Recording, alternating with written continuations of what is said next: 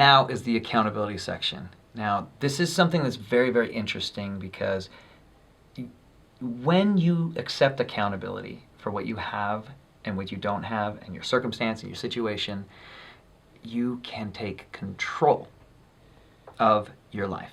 Because if you're designing your life, being intentional about it, then you're consciously, intentionally creating things. And you have to be able to have accountability for the things that are in your life, or else you can't consciously, intentionally create them. Because if you didn't create the things that you currently have, then you're now a victim to it, and you have no control.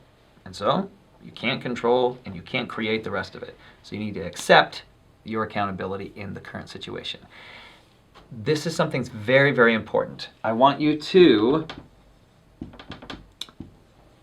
eliminate the word fault from your vocabulary. Accountability is not about fault. If we are talking about a car accident and you're talking to a police officer, then you can talk about fault. Any other circumstance, you're not going to talk about fault. You can talk about accountability, what you can control. So this is a new thing for your brain. It really is. Getting rid of the word fault. And you're going to focus on what you can control and how you're showing up. Because it just matters so much, especially in the context of business. Because when you can take accountability for where you're at, you can really, really move the needle moving forward. So go to your worksheet. You have a T right here on the left-hand side. We're going to talk about victimhood, okay? Now, let me be very, very clear that when I talk about victimhood, I am not talking about anything to do with assault or abuse or anything like that. As a completely different situation. The victimhood that I'm talking about is when you think that like a situation, if only it were different, then I could be happy. If only it were different, then I could be successful. If only she hadn't said that or done that, whatever. This is you not being in control. It's you being a victim. It's an energy draining emotion to experience and to have other people be in your space about. So the thing about victimhood is that it carries with it a lot of characteristics, a lot of energies, a lot of emotions. And the vast majority of them are under an umbrella that I call unconscious reaction. So if you are a victim, then you are being an unconscious reactor. Now, unconscious just means subconscious, because you're not consciously doing it. Our beliefs determine a lot of this. Our worldview determines a lot of this. The filter that we run everything through determines a lot of this. And then we're just reacting to every situation instead of being proactive. Have you ever felt like you're behind on a lot of things? Have you ever felt like you just are feeling stuck?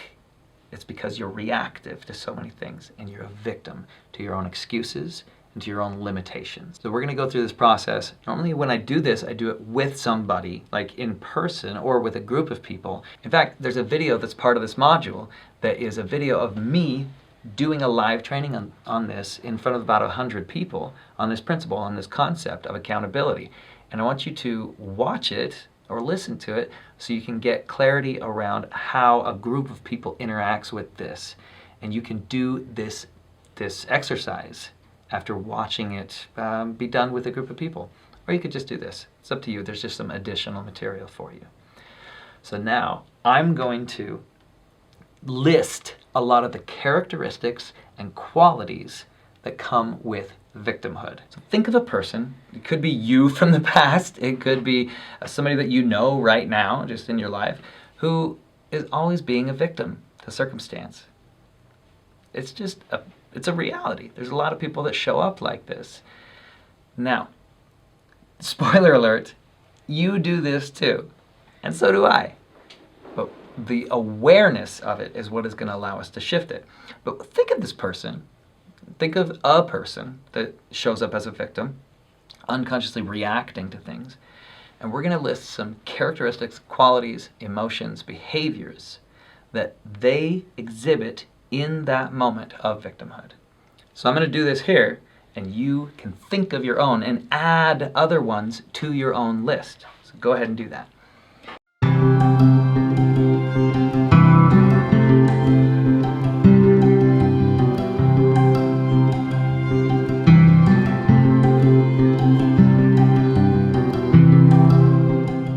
So here's just a short list. You can add some other ones. Think about how you have shown up in the past.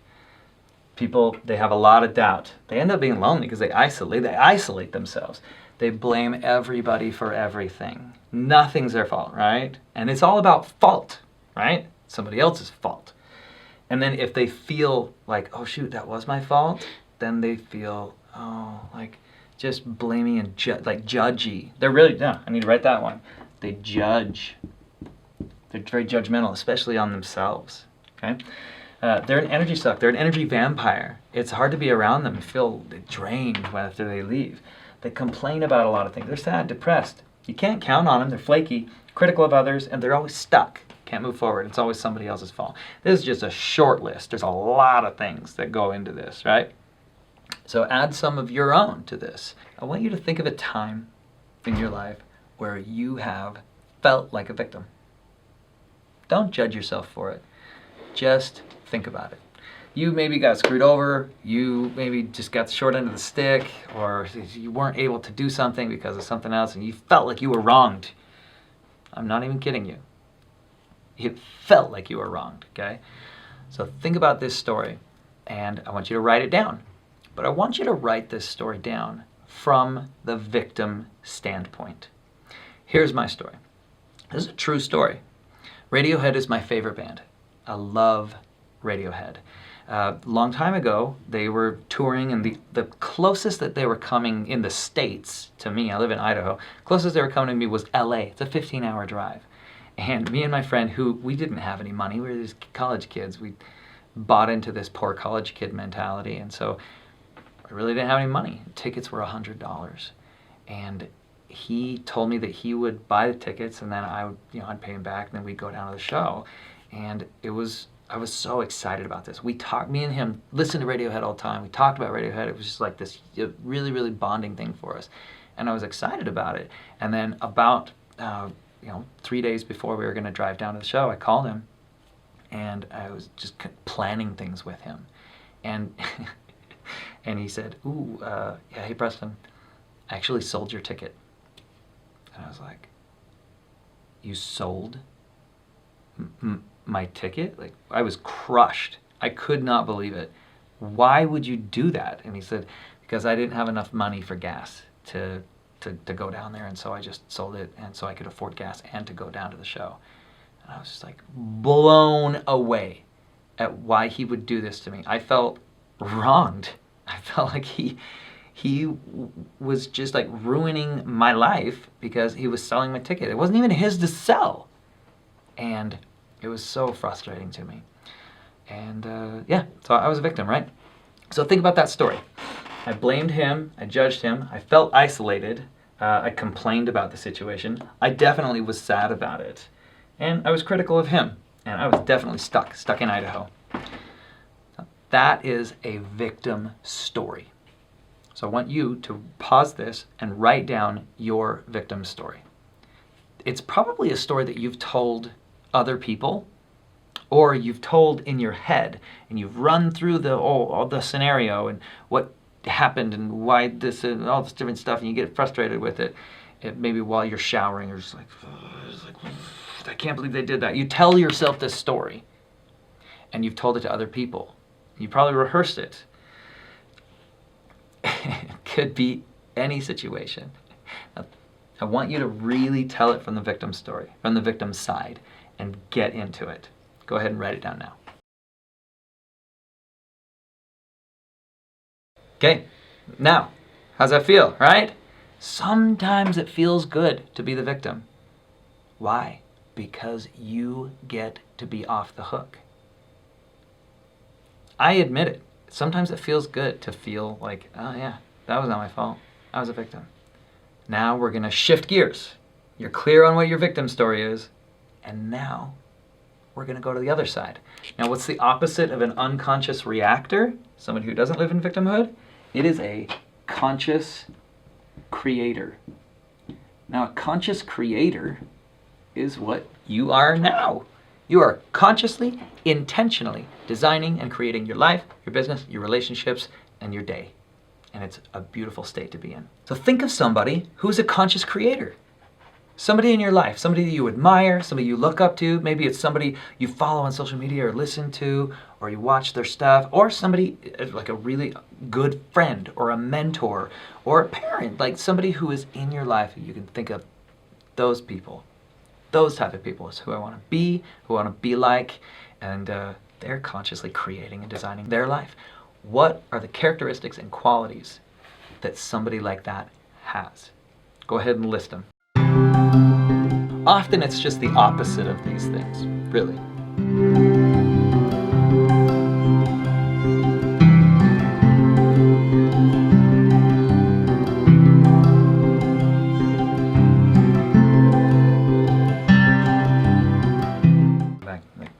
So you can add things to your own list as well. I want you to add other things that you have thought of. But these people are intentional. They're surrounded with love because they start with themselves, self-love. In fact, I need to write that down. Self-love. They're definitely accountable. They're very, very brave. They're courageous. They do new things, and they really don't make it mean anything about them. They're inspiring. They talk positive. They're happy. Definitely dependable. You can depend on these people for sure. They build other people up, and they don't make somebody else's win mean that they have lost. They have momentum. They're moving. They're just growing, and they're very thoughtful. They think things through, and they think about other people. And they're careful about how they approach things, but they're still willing to take risks. Okay? These are conscious creators. In fact, I'm going to write risk. They're willing to take risk too. Now, one of the main things that I really want you to get from this is right here. The core of somebody who is an unconscious reactor is blaming.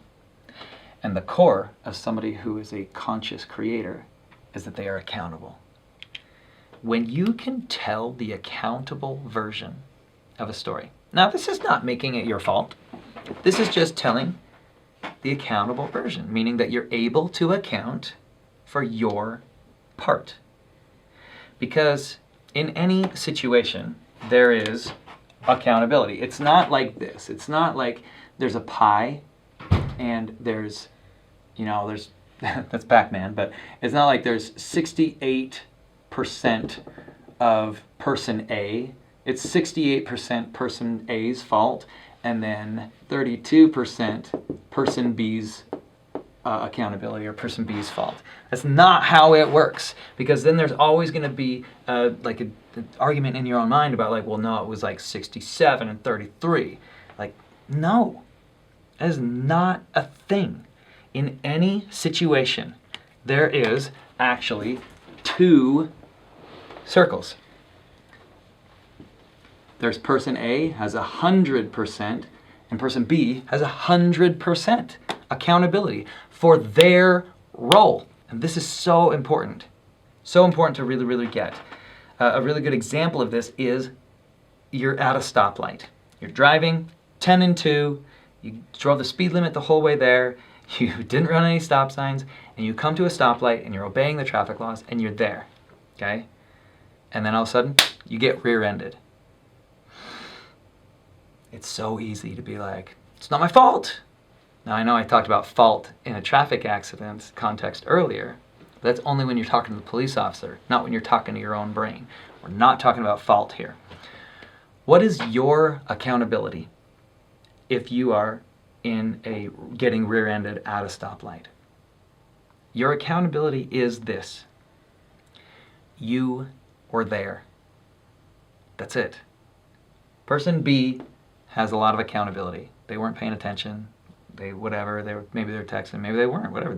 They hit you. That's their accountability. If you weren't there, you wouldn't have gotten hit. And I know this is so frustrating, but when you focus on what you can control, you start to have power in any situation. Power to decide what you're going to react, how you're going to react, what meaning you're going to attach to it, and then what you can do moving forward. So your accountability in the traffic accident is you were there. If you had left 5 minutes earlier, you wouldn't have been there. You wouldn't have been hit. Somebody else would have been hit. If you had taken a different route, you wouldn't have been there. You wouldn't have been hit. Somebody else would have been hit, right?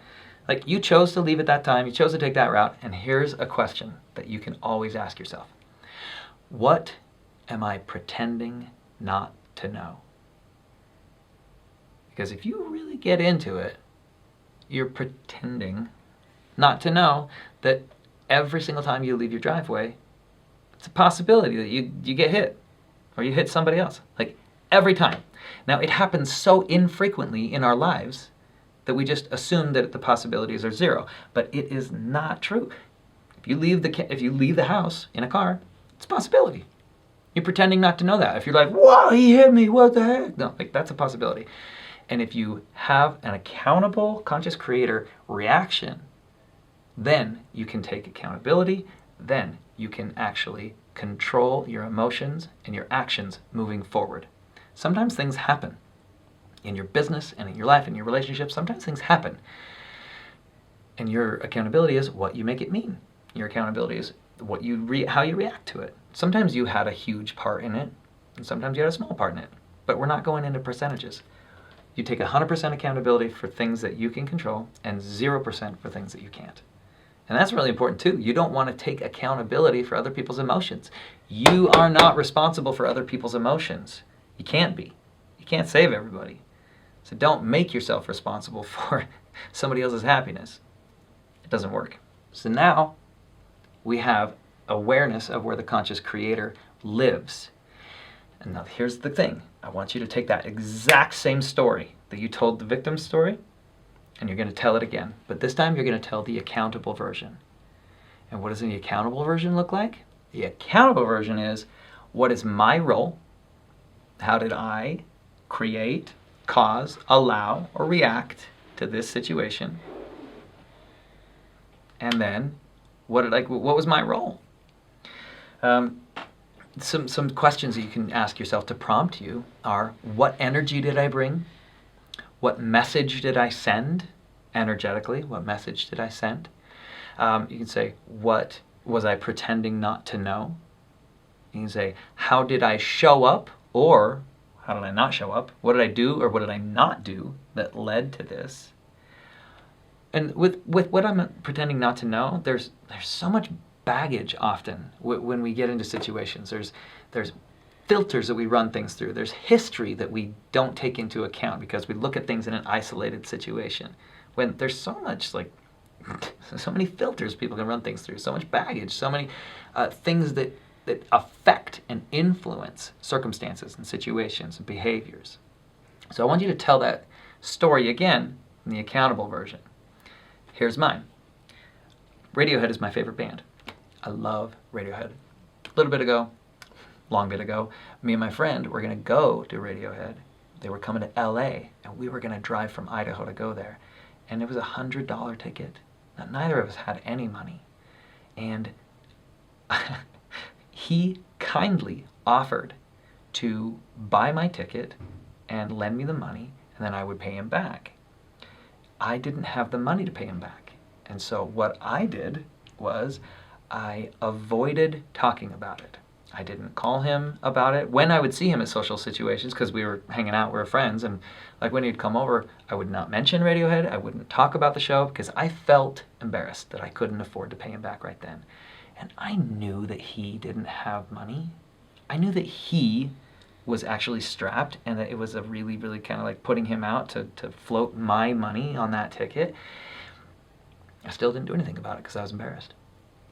Then, 3 days before the show, I called him up and I said, ready to go? And he said, ooh, I sold your ticket. And I said, oh my gosh, why did you do that? I said, I couldn't afford gas. And I was like, hey man, I'm so sorry that I didn't tell you, that I even talk about it. I didn't say this, but I thought, man, I really sent the message to him that I wasn't interested because I never talked about it. So what conclusion could he obviously draw? Is that I'm not going or that I'm not interested, because he didn't want to bring it up. He was a little bit uncomfortable with bringing it up to me. Hey, dude, like, I need that money. That was uncomfortable. And we were friends, and I put him in that situation.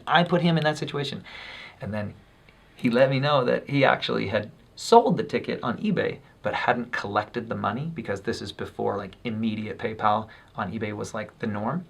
And he hadn't collected the money yet. And so I asked him, would you cancel the sale on eBay and I can come and give you the money right now? And he did. He took the hit on his eBay rating, canceled the sale, and I came and gave him the money right then. We drove down to LA, saw the show, and it was great. Is that a different story? It's a completely different story. Why? Because it's accountable. Are there things that I left out of the first story? Yeah.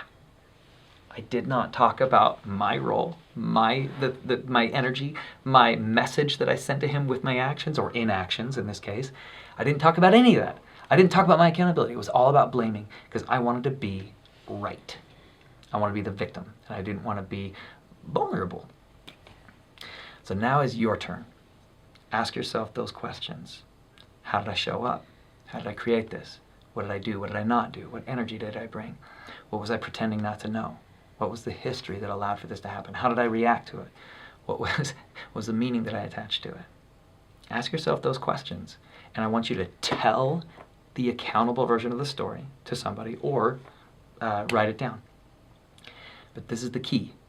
You can only talk about what you did. You can talk about their actions, but not in a blaming sense. You notice how when I told that story, I said, he told me that he had sold my ticket. I didn't judge him for it. I just talked about facts. Oh, that's another thing, is the conscious creator talks about facts. And the person who's in victimhood just talks about drama. Lots of drama. Drama is unnecessary thoughts and unnecessary emotions. So tell the factual version of the story, complete with when you say they did this, you immediately follow it with because what other conclusion could they draw? Or because what else did I leave them to do? Or you can say, that happened, they did that. And then this is how I reacted to it. There's no judgment, there's no blaming, right? This is you getting clear on your role. This isn't to absolve them. I'm not saying that that company or that person or that whatever didn't do what they did. I'm not saying that. I'm just saying you're only focusing here on what you can control. Yes, they had a role in it. And if I was talking to them, I would say the same thing. I'd say, leave this person out of it. Only talk about what you did. Because that's where the control is. That's where the power is. And that's where the momentum is for moving forward and getting out of your head, forgiving, breathing, bringing peace, and letting everything go. That's where the power is. So pause it right now, write that story, or tell it to somebody.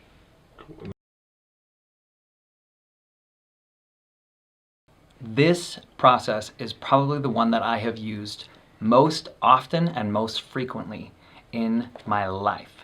I primarily use it in my personal life and my relationships, but I also use it in my business too. But it has shifted everything. Now, this is a practice. This is something that you get to be intentional about practicing. Don't get frustrated when you begin doing this. These are the 4 steps of accountability. I started laughing because I'm about to tell a story where I got really frustrated. But number 1, recognize that it is never about the other person. Now, what does the it in that sentence mean? It means the situation, the emotion that you're experiencing, the outcome, everything that is going on for you. It's not about them. It's not about them. Because if it is, then you're a victim and you're not in control. And then you're screwed and you're stuck. So in order to create momentum and actually take accountability and get control, you have to recognize that it's not about them. The reason I chuckle is because a couple of years ago I was helping my friend with this concrete job. So we were carrying these concrete panels, building a wall from the trailer right over to the job site. We're doing this, and I had 2 hours of doing this where I'm just picking these panels up, lift them, carrying them over here. And I had gotten in an argument with my wife the night before. Shocker, right? Turns out that being in a relationship means that occasionally you have disagreements. That's part of the deal. I was stuck in victimhood. And I was like, okay, I'm frustrated. I'm going to go through the 4 steps of accountability. I'm going to go through this. I'm going to be awesome. Personal development. Yay, let's go. Let's do this. I was like, okay, number 1, it's never about the other person. All right. But she actually did say that. How is this not about her? She did this. And so I get stuck. And I'm like, okay, stop it. Get another panel, pick it up. Number 1, it's not about the other person. Okay. Now, what can I do? Number 2, no, I can't. She actually said that. Are you kidding me? Like, what? Of course it's about her. And I did this for 2 hours. It took me 2 hours to get past number 1. And you have to get past number 1, because the rest of it, you'll see, is not going to be effective if you still are saying that it's about them, something that they needed to do differently, something that they messed up on or whatever. Like, yes, they did say that. Yes, they messed up on that. Yes, it happened, whatever. But if that's the thing that needs to change for you to be happy or to be successful, you cannot control whether or not that changes. And so you're stuck. And that's where I was. I was stuck because I kept making it about her. Something that she needed to do, something that she needed to change, and I wasn't being accountable. So after 2 hours, I finally said, okay, oh my gosh, it's not about her. She has her own role, and I have my own role. Okay, I was able to separate it. Number 2 is, there's a lot to it, but number 2 is, how did I contribute to, create, react to, or allow this situation? Or what meaning did I attach to it? There's a lot to unpack there. But ask yourself, did I contribute to this? In what way? It's those questions that I had you answer before when you told the accountable version of your story. Did I create this? Did I actually create this? Yeah, maybe I did. Did I react to it? Or did I allow it? Sometimes you just allowed things to happen by not speaking up and owning your voice. Sometimes things happen and it's the meaning that you attach to it. So if somebody says something, somebody posts something, somebody whatever, and you make it mean something about you. And then you make decisions based on that because of the meaning that you've attached to it about yourself. So how did you contribute to it? How did you create it? How did you react to it? Maybe afterwards. Or maybe how did you allow it into your life? Or what meaning did you attach to it? It's really important that you do this step. And it's going to be vulnerable. And recognize that this is they could do this too. But that's not what we're doing here. Again, I chuckle because I'm about to tell a story about this. After you get clear on what you did, what you didn't do, your energy, the things that you brought to it, the message you sent, the meaning that you attached to it, all that stuff, when you get clear on that, then you can go into number 3, which is, what is my specific lesson? Based on the things that I learned in number 2, what's my lesson? Because I see what I did, what I didn't do, all that stuff, and then I have the results of that. What's my lesson? What is it that I can learn from this? Because you can go through something really, really painful and not learn a thing. It's really easy to do that. Intentionally learn something from it. And this is going to require you to swallow your pride and to then apply compassion to yourself. Now, after you recognize what your lesson is, then you go to number 4, which is, what am I committed to moving forward? I care so much less about what you want than what you are committed to. What actions are you going to take? What are you going to shift? What are you going to do moving forward? Because if you don't commit to something, then it's going to happen again.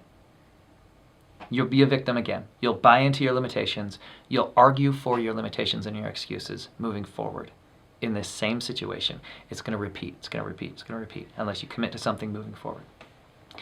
So recognize it's never about them. How did you create it or allow it? Or what meaning did you attach to it? What is your specific lesson? And then what are you committed to moving forward? When I started doing this, it really did shift things with my relationship. And then I started doing this, which is I would put a gold star on my forehead for being accountable, and I would go through the 4 steps, and then I would go to my wife and I would tell her, okay, this is my accountability, here's this is what I'm committed to do moving forward, and then I would be like,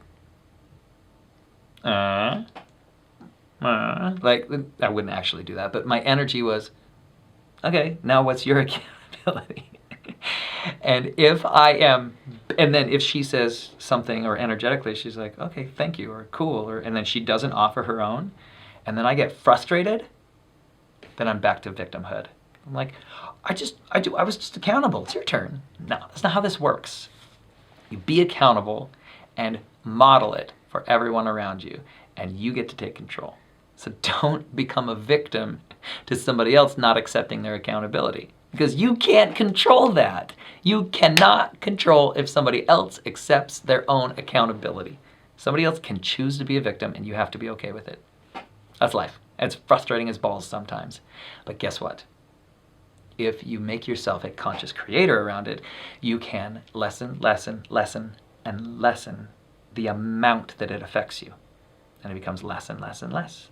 And then it affects you so little that it's not even on your radar. And then you're like, okay, they can be a victim, and there's no judgment around that, and there's no making it mean something about me. It's just like, oh, okay, how's that working for you? I'm gonna go over here and do this. And it's something you get to intentionally practice. So I want you to go through this in any area of your life where there's any sort of friction in your business, in your relationships, in anything. Go through these 4 steps of accountability. You can do these in your head, or you can print them out and follow them and write them down. But I promise you that if you do this literally every single day, you will begin to develop a practice that will put you on a track to have your focus in the right area, right? And if your focus is in the right area, and your physiology is good, and your language is a language of increase, then that changes your state. Because you're an accountable place of control and empowerment and momentum and movement, and then that controls your state. Your state controls your thoughts. Your thoughts control your beliefs control your actions, and your actions control your results. And it's just this big, beautiful chain of amazingness in your life because you deserve it. And I'm so excited to see what you create with this. Let's take it to the next level.